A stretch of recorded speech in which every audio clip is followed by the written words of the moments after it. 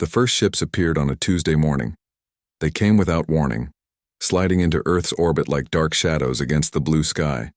By noon, they positioned themselves above every major hospital and medical center on the planet. Commander Elaine Foster stood at the observation deck of Luna Base, her hands gripping the railing as she watched the alien vessels through the reinforced glass dome. The ships looked wrong, not built, but grown, with surfaces that pulsed like blood through veins. "What are we looking at, Martinez?" she asked her science officer. Lieutenant Chris Martinez adjusted the sensors. "Organic metallic hybrid construction. Nothing like we've ever seen. No emissions our systems recognize. They're just sitting there." On screens across the base, news feeds showed the ships hovering above medical facilities. 1,400 vessels of varying sizes precisely positioned. The largest one, easily 5 miles across, hung over the World Health Organization headquarters in Geneva. "They're ignoring all communication attempts," Communications Officer Lisa Benton reported. "Military channels, civilian frequencies, everything." The first attack came exactly 3 hours after their arrival. It wasn't an explosion or a beam.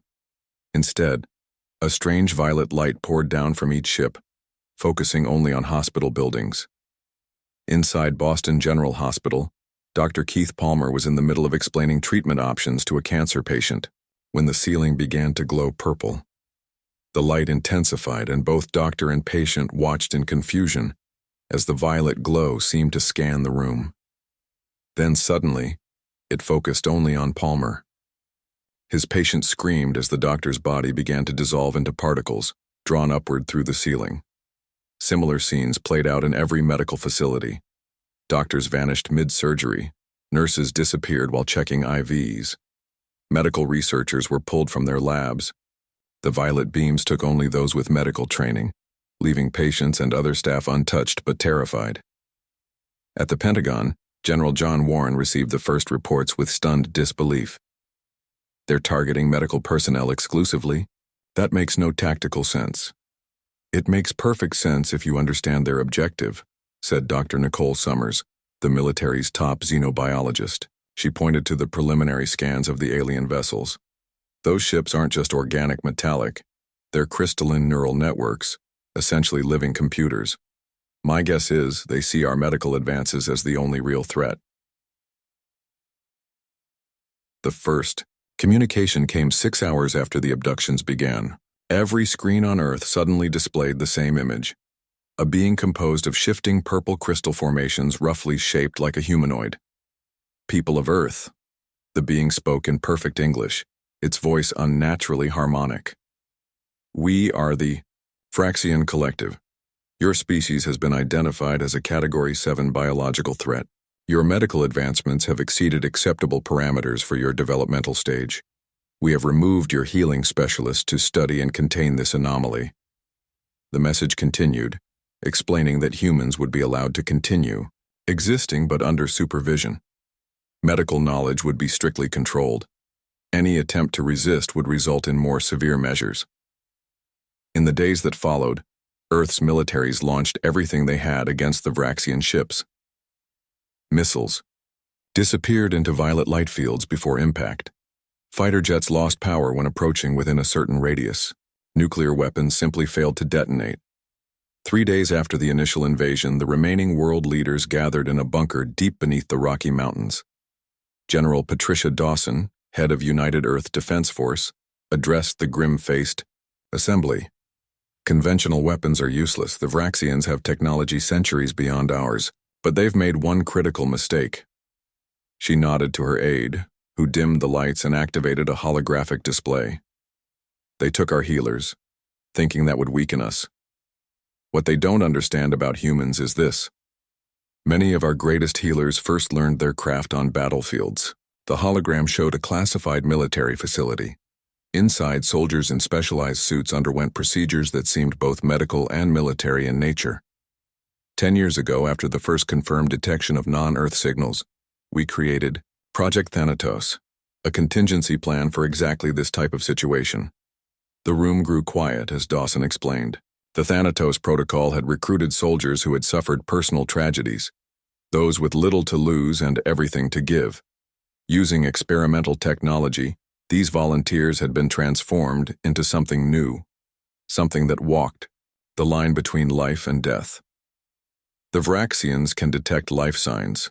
They can track normal human biological signatures, but the Thanatos operatives exist in what we call a death trance.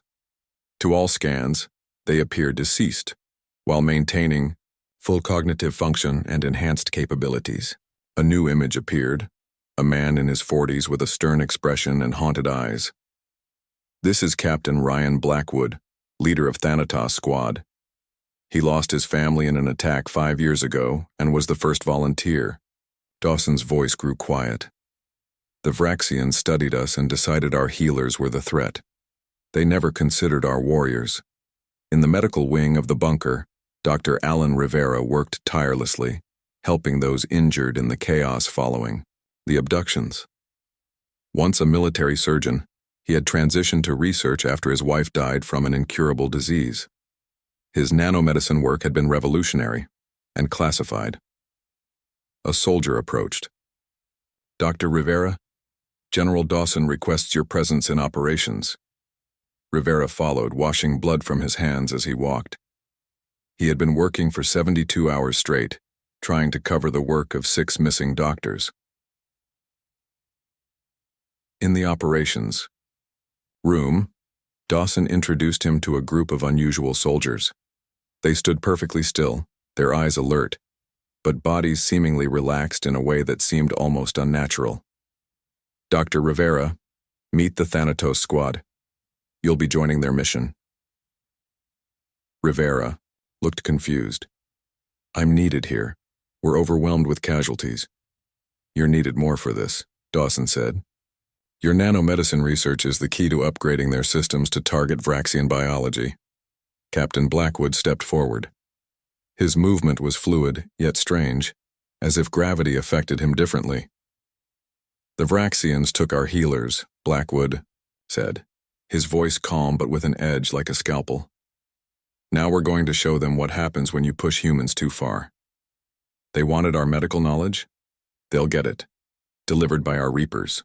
Outside, the alien ships continued their harvest, pulling the last hidden medical personnel from their hiding places.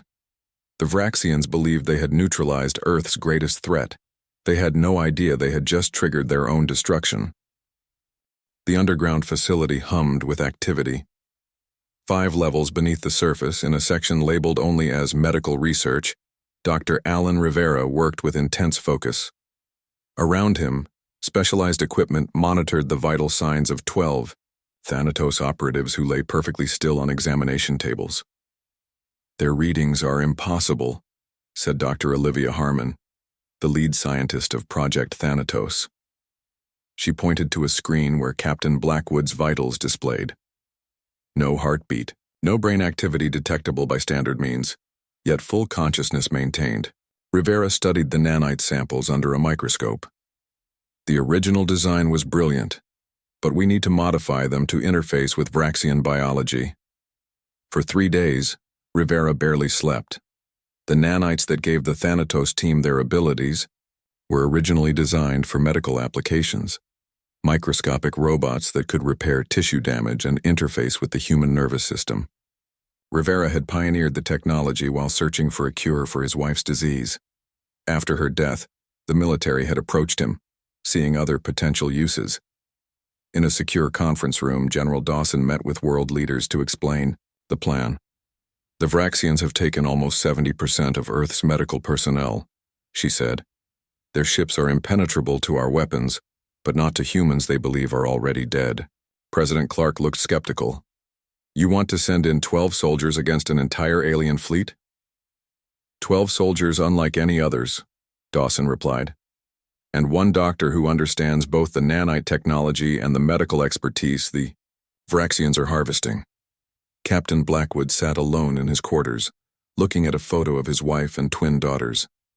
They had died in a terrorist attack on a shopping mall 5 years ago. He had been deployed overseas when it happened. The grief had nearly destroyed him until Project Thanatos offered a purpose for his pain. The door opened and Dr. Rivera entered. "Captain, We're ready for the final modifications. In the lab, Rivera explained as he prepared the nanite injections. These will let you interface with Vraxian systems. Their entire technology is crystalline-based, almost like living computers. The nanites should recognize their patterns and disrupt them. Will it hurt them? Blackwood asked. Yes, Rivera said simply. It will be like a virus to their systems, fatal if the dose is high enough. Blackwood nodded. Good. The 12 Thanatos operatives received their upgrades. Each had their own story of loss, their own reason for volunteering. Lieutenant Grace Kelly had lost her brother to a disease that could have been cured with better medical technology. Sergeant Ben Cooper had watched his partner die during a previous alien encounter that governments had covered up. Their pain had been channeled into the perfect weapon, soldiers who could pass as dead. The mission plan was simple but dangerous. A field hospital had been set up in an area the Vraxians had not yet harvested. Staffed with the Thanatos team and Dr. Rivera, all disguised as medical personnel, it would attract the aliens' attention. When the Vraxians came to take them, they would enter their death trance state, appearing as lifeless specimens worthy of study rather than active threats. Once aboard their vessel, Blackwood explained to his team, we awaken and deploy the nanites at key systems. Dr. Rivera will locate the captured medical personnel while we neutralize the ship's defenses. On the morning of the mission, Rivera approached Blackwood privately. I've been analyzing the Vraxian communication. There's something you should know, Rivera said. They're not just taking our doctors to stop our progress. They're extracting the knowledge directly from their brains. Blackwood's expression didn't change, but his eyes grew colder. All the more reason to succeed. The field hospital was established near what remained of Chicago Memorial. The team worked for 2 days, treating actual patients while waiting for the Vraxians to notice them. On the 3rd day, sensors detected a ship moving into position above them. Remember, Rivera told a nervous nurse who was helping with the deception, when the light comes, run. Don't look back. The violet beam appeared at noon, scanning the building systematically. The civilian staff evacuated as planned, leaving only the Thanatos team and Rivera. When the light focused on them, they triggered their death trance states, their bodies going completely still, vital signs fading to nothing. The sensation of being harvested was strange, like being pulled apart and reassembled simultaneously. Rivera, not having the full Thanatos enhancements, had been given a temporary version that allowed him limited death trance abilities. He felt pain during the transport that the others did not. They materialized in a large chamber aboard the Vraxian ship. The walls pulsed with crystalline veins that glowed purple and blue. The air smelled like ozone and something sweet yet metallic. 2 Vraxians examined them, tall, thin creatures with bodies made of connected crystal formations that shifted and realigned as they moved. These specimens show unusual neural patterns, one said, its voice like chimes in the wind. Move them to deep analysis. The Vraxians used floating platforms to transport what they believed were corpses to another chamber. Through barely open eyes, Rivera saw hundreds of humans connected to crystal devices. Many were doctors he recognized, colleagues from conferences and research papers. They were alive but unmoving, their eyes open and vacant as crystalline probes, extracted information directly from their brains. The Thanatos team was placed in a holding area with other specimens, dead bodies collected for study. The Vraxians left only one guard, a smaller crystal entity that monitored the room from a control panel. Blackwood waited until the main Vraxians left, then sent the activation signal through his neural link. The Thanatos operatives awoke simultaneously, their bodies coming back to life in perfect silence. Lieutenant Kelly moved first, approaching the guard from behind. She placed her hand on the crystal entity, releasing nanites directly into its structure. The guard's lights flickered, its crystalline body cracking from within as the nanites disrupted its neural pathways. It collapsed without a sound, shattering on the floor. Phase 1 complete, Blackwood whispered. Rivera, locate the medical personnel. Cooper, find their central systems. The rest of you, with me, we're going hunting. Rivera accessed a control panel, his nanites interfacing with the alien technology. Images appeared showing a map of the massive ship. 2 decks up. That's where they're keeping most of the doctors. As the team prepared to move out, Rivera noticed something on the screen. A human woman connected to more equipment than the others, surrounded by interested Vraxians. The data flowing from her mind was being prioritized. They found someone special, Rivera said. Dr. Susan Wells. She was developing neural regeneration techniques. That knowledge in their hands could make them unstoppable. Blackwood checked his nanite injector. Then we make sure they never get to use it. Move out. The team split up, moving through the corridors of the living ship like ghosts. The Vraxians, never having faced infiltration before, had minimal internal security. They were about to learn a costly lesson about humanity's dual nature. Those who heal can also destroy, especially when pushed too far. The Vraxian ship was like a living thing. The walls pulsed with energy that flowed through crystalline veins. The air felt charged, almost alive. Captain Blackwood led his team through narrow corridors, keeping to shadows that shouldn't have existed in a place so filled with light. Their security is minimal, Lieutenant Kelly whispered as they passed another junction without encountering resistance. They've never needed it, Blackwood replied. No species has ever infiltrated their ships before. The team moved like ghosts, their enhanced bodies nearly silent. Each carried specialized equipment designed by Dr. Rivera, injectors filled with modified nanites programmed to disrupt Vraxian biology. 2 decks below, Dr. Rivera followed Sergeant Cooper toward the ship's central systems. Rivera wasn't a soldier, and the temporary death trance enhancements were already wearing off. His body ached, and his vision blurred occasionally. How much farther? Rivera asked, his breath coming in short gasps. Cooper checked a small device on his wrist. Not far, the energy readings are getting stronger. They entered a vast chamber filled with pulsing crystal formations that reached from floor to ceiling. Light moved through them in complex patterns. This is it, Cooper said, a hint of awe in his voice. Their central neural network. It's like their brain and heart combined. Rivera approached one of the crystal columns. We need to find a way to interface with it. Cooper pulled out a device Rivera had designed. Will this work? Rivera nodded. It should create a direct connection, but we'll only have minutes before their systems detect the intrusion. While Cooper set up the connection, Rivera examined the crystal structures more closely.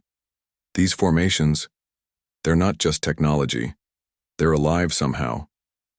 Does that change anything? Cooper asked, not looking up from his work. Rivera hesitated. No. They made their choice when they attacked us. On the upper level, Blackwood's team reached the medical extraction chamber. Through a translucent door, they could see rows of humans connected to crystal devices. Tubes and wires entered their bodies at various points. Their eyes were open, but vacant. How do we get them out without hurting them? Asked Private Joe Wilson, the youngest member of the team. We don't, Blackwood said grimly. Not yet. First, we deal with the Vraxians. As if on cue, a door on the far side of the chamber opened. 3 Vraxians entered, their crystalline bodies shifting and rearranging as they moved. They approached. One of the captured doctors, a woman Rivera had identified as Dr. Susan Wells. The neural patterns in this specimen are exceptional, one Vraxian said, its voice like wind chimes. The regenerative techniques it developed could advance our understanding by decades. We should keep this one alive longer than the others, another replied. Maximum extraction. Blackwood gave a silent signal. His team moved into position around the chamber, each taking aim at a different part of the room.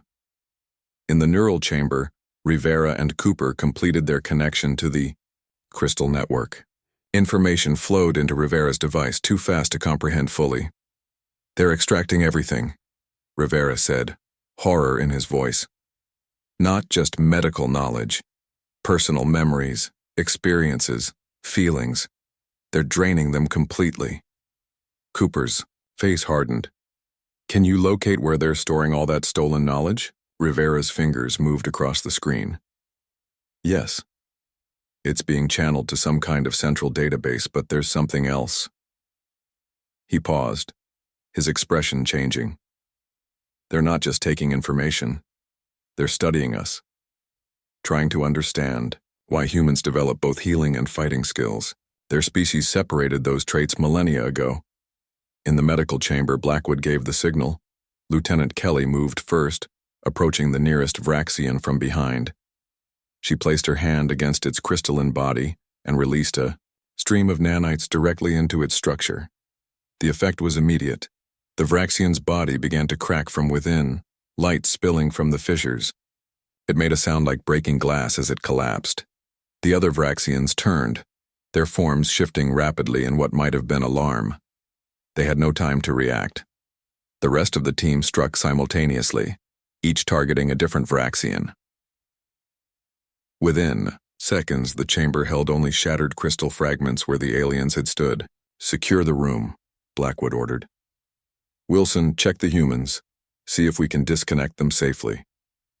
Private Wilson examined Dr. Wells first. The connection points where crystal met flesh were complex. "I'm not sure how to remove these without causing damage," he admitted. Blackwood touched his communication device. "Rivera, we need you in the medical chamber. We've secured it, but we can't extract the captives." In the neural chamber, Rivera heard Blackwood's message. "We need to go," he told Cooper. "But first," he typed a series of commands into his device. "I'm uploading the modified nanites directly into their network. It should spread throughout the ship, corrupting their systems gradually. They won't notice until it's too late." Cooper nodded. "How long do we have?" "Maybe an hour before systems start failing," Rivera said as he disconnected his device. "Let's go." They made their way quickly through the ship, following Blackwood's directions. They passed several Vraxians in the corridors, but none paid them any attention. The aliens seemed unable to distinguish between individual humans, seeing them all as simply specimens. In the medical chamber, Rivera went straight to Dr. Wells. He examined the crystal connections carefully. "These are drawing information directly from her brain," he explained. "Removing them improperly could cause permanent damage." He opened his medical kit and removed several tools. "I'll need to do this slowly." As Rivera worked to free Wells, the rest of the team secured the chamber and prepared the other captives for extraction. There were nearly 30 doctors and nurses in this room alone, and reports from other team members indicated hundreds more throughout the ship. Dr. Wells was the first to regain consciousness. Her eyes focused slowly, confusion giving way to fear. "Where? What happened?" she whispered, her voice hoarse from disuse. "You were taken by the Vraxians," Rivera explained as he continued to work on her connections. "We're here to get you out." Recognition dawned in her eyes. "Dr. Rivera? From the nanomedicine conference last year?" Rivera nodded. "Try not to talk too much. Your body has been through serious trauma." As more captives were freed, a new problem emerged. Many were too weak to move on their own. The team would need to carry them. "We need to speed this up," Blackwood said, checking a device on his wrist. "Rivera's nanites are working faster than expected. Ship systems are already beginning to fail." As if to confirm his words, the lights in the chamber flickered. The crystal veins in the walls pulsed erratically. "There's no way we can get all these people out in time," Lieutenant Kelly said. Rivera looked up from his work. "We don't need to. Not yet." He pointed to a communication panel on the wall. "If I can access their transmission system, I can send a message to Earth with our exact location. Once their defenses are down, rescue ships can approach safely." Blackwood nodded. "Do it. The rest of you, continue freeing as many as possible. Focus on those who can help others once they recover." Rivera moved to the panel and placed his hand against it. His temporary nanites interfaced with the Vraxian technology. Information flowed into his mind. Ship layouts, defense systems, communication protocols. "I've found their transmission frequency," he said, "sending our coordinates now." Throughout the ship, crystal structures began to crack. The nanite infection spread rapidly through the neural network, causing cascading failures in all systems. The Vraxians, confused and disorganized, rushed to contain the damage without understanding its source. Their fatal error was becoming clear. They had studied human medical knowledge but failed to understand how that same knowledge could be turned against them. The healers they had feared had become the source of their destruction. Alarms blared throughout the Vraxian ship. The crystalline walls pulsed with erratic red light instead of their normal purple glow. Blackwood's team had managed to free nearly 60 medical personnel, but hundreds more remained connected to the extraction devices. Earth forces have received our coordinates, Rivera said, his hand still pressed against the communication panel. They're mobilizing now, but there's a problem. Blackwood moved closer. What kind of problem? The Vraxians have detected our presence. They're activating emergency protocols. The ship is preparing to leave Earth's orbit. Lieutenant Kelly helped a weakened doctor sit against a wall.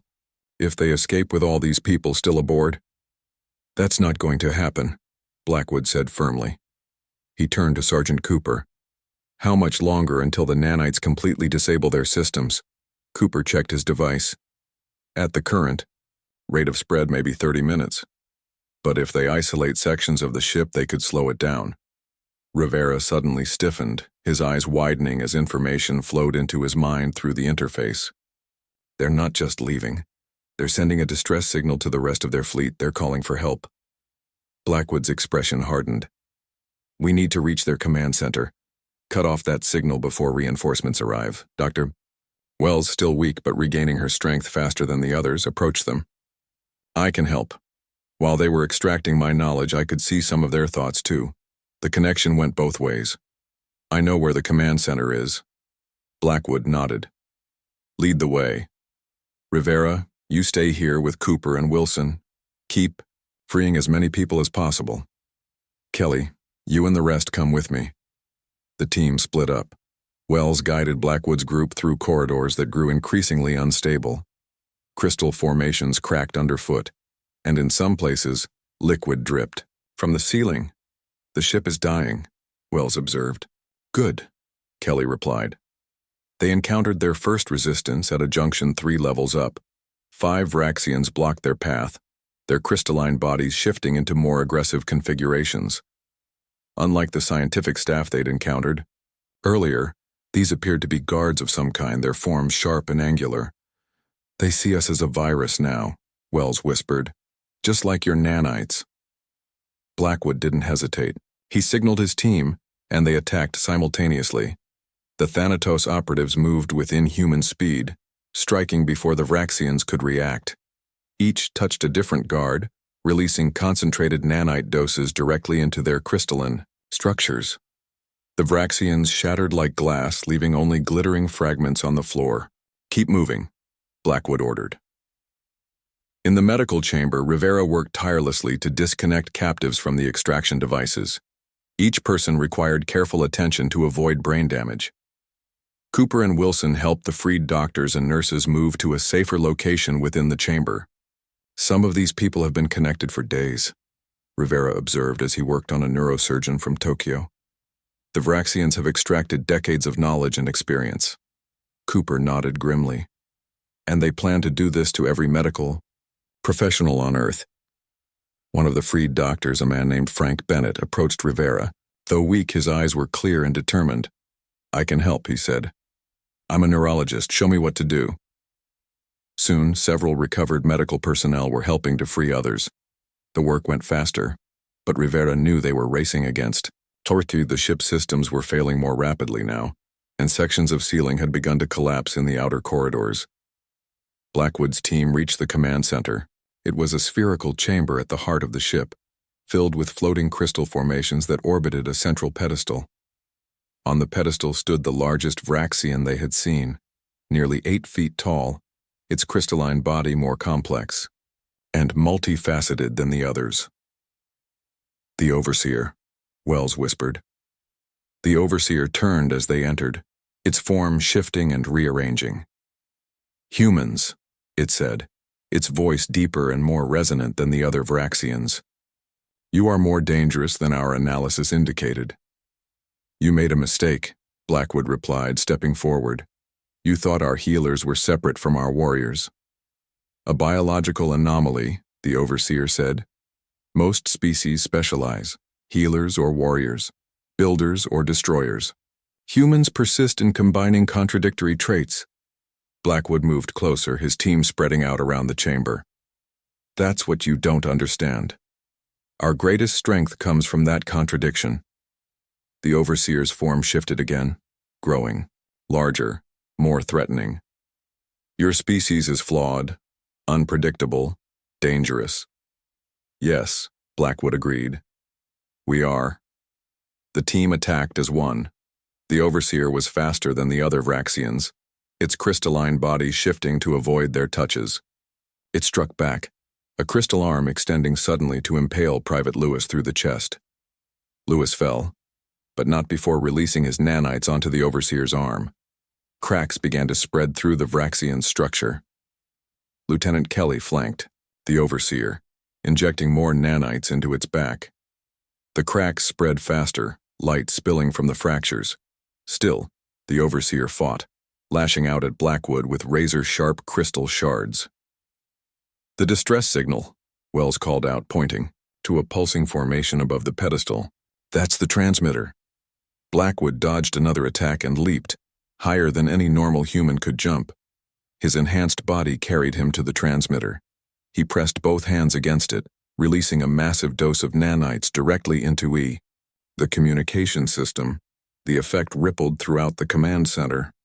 Every crystal formation began to crack simultaneously. The overseer screamed, a sound like 1,000 shattered wine glasses. What have you done? It demanded as its body began to fracture. We've shown you why taking our healers was a fatal mistake, Blackwood said. They taught us how to destroy you from within. The overseer's body collapsed into fragments, but its central core remained intact. You do not understand. Its weakened voice came from the core. We did not fear your healing knowledge. We feared what would happen when it merged with your capacity for warfare. It paused as more cracks spread across its core. This is what we tried to prevent.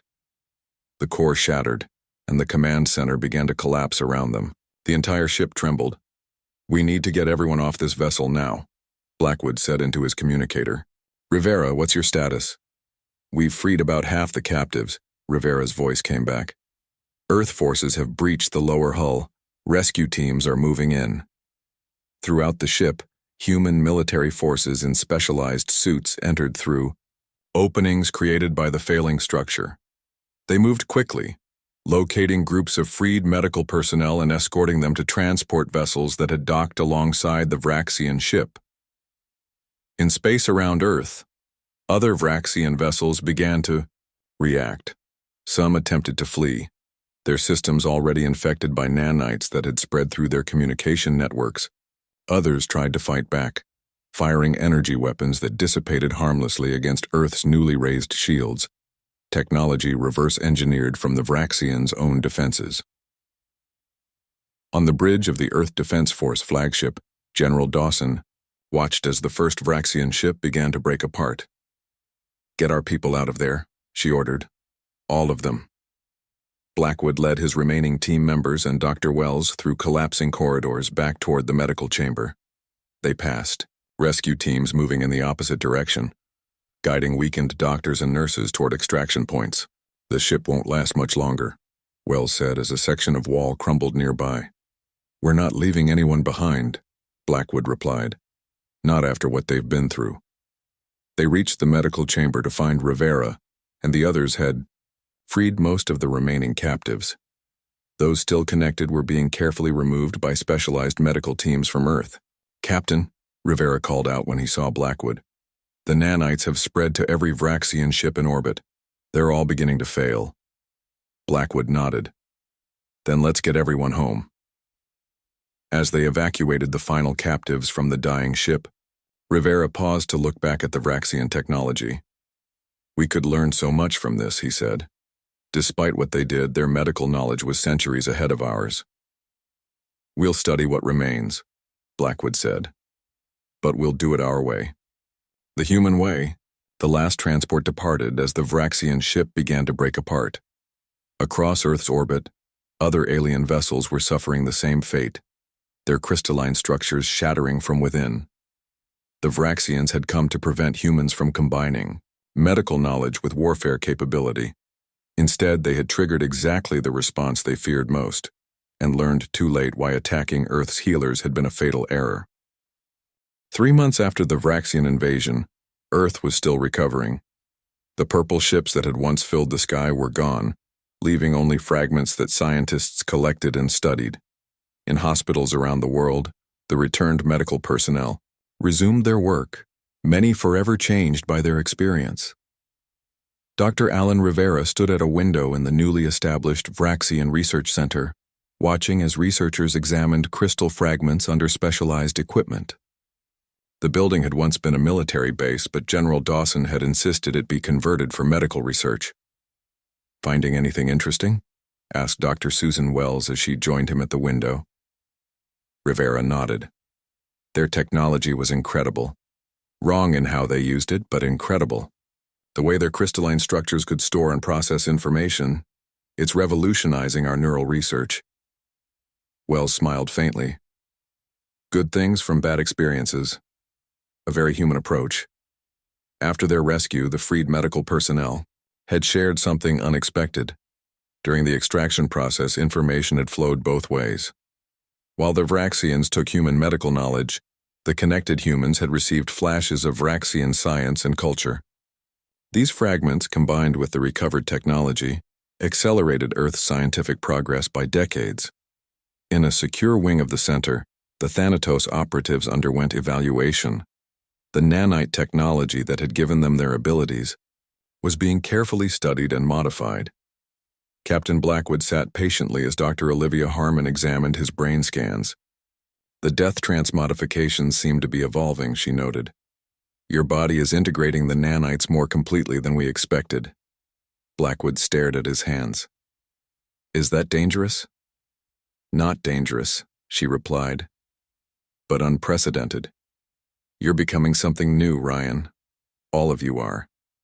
Lieutenant Kelly entered the room, her movement still carrying that strange fluid quality that marked all the Thanatos operatives. The general's here. She wants to speak with us. General Dawson met with the team in a conference room. Her uniform was crisp as always, but new medals decorated her chest, honors for the successful defense of Earth. The World Security Council has reached a decision, she began without preamble. The Thanatos program will continue, but with a new purpose. She activated a display screen showing a star map. The Vraxians sent a warning before their fleet was destroyed. It reached their homeworld and likely other species as well. The message identified humans as an unprecedented threat, a species that combines healing and warfare in ways they found alarming. They weren't wrong, Sergeant Cooper commented. Dawson nodded. No, they weren't, which is why we need to be prepared. The Vraxians won't be the last species we encounter. Some may be friends, others enemies. We need to be ready for both. She looked at each member of the team. You are being offered a choice. The nanite technology can be removed, allowing you to return to normal life. Or you can continue with the program, becoming Earth's first deep space security force. Blackwood didn't hesitate. I'm staying with the program. One by one, the others agreed. Even Private Wilson, who had often spoken of returning to his family, nodded his assent. What about the medical side? Lieutenant Kelly asked. We can't just be weapons. You won't be, said a voice from the doorway. Dr. Rivera entered, followed by Dr. Wells and several other recovered medical specialists. We're joining you. Dawson smiled slightly. The new program combines military and medical personnel. The Vraxians feared our ability to heal and fight. We're going to show the galaxy why that combination makes us unique and valuable. In the months that followed, the first human deep space vessel was completed.